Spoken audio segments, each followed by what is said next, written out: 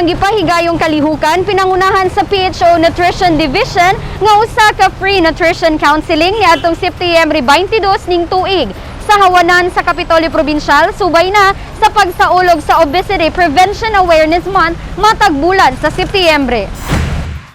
Sulod lamang sa 4 ka oras sa usa ka adlaw adunay 65 ka kliyente nga nahimong mga benepisyaryo sa maong inisyatiba nga gilangkuban sa mga empleyado sa Kapitolyo Provincial. Lakip na ang mga walk-in clients gikan sa lalawigan ug kasikbit nga dakbayan. Mismo ang mga rehistradong nutritionists kun dietitians uban ang tibok puwersa sa Provincial Health Office ubos sa pagpangulo ni Dr. Jerry P. Kalingasan ang nagtinabanga aron nga magmalampuson ang nasangpit nga kalihukan.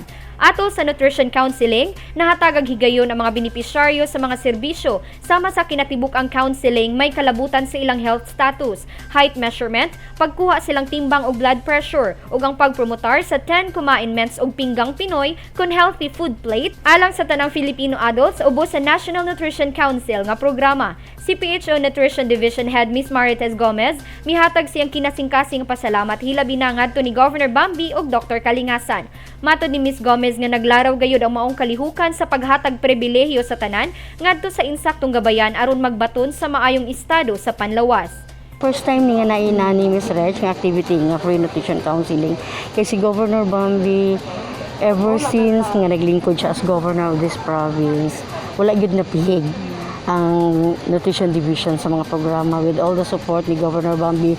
So kani Ms. Reg atong gipakita Ms. Reg nga dili lang ang mga katong kabataan ang atong gi-monitor, also ang atong mga Filipino adult. Samtang si Ms. Jocelyn G. Del Rosario nga empleyado sa PHO, isip usa sa mga benepisyaryo hilabihan ang kalipay tungod gawas nga libre lamang, dako sabang ikatabang kaniya sa mga gihatag nga rekomendasyon alang sa gikinahanglan nga food intake kun angayang kaunon nga muhaom sa iyang body mass index kun BMI. Dako ako pasalamat kay Governor Bambi Mano na nahitabo ni nga ning activity.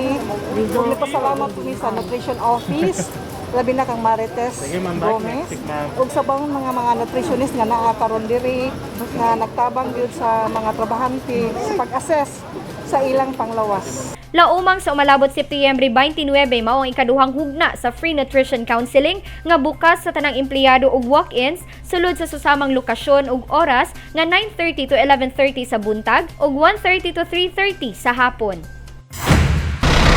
Giaghat sa tibuok kagamahan ng probinsya sa Misamis Oriental ubos sa liderato ni Governor Bambi Imano ang tanang katawhan sa pagsalmot niini nga oportunidad agi og pagdasig sa kabilinhon sa pagbaton og himsog nga panlawas hilabi na dakong tabang kini ning panahon sa pandemya.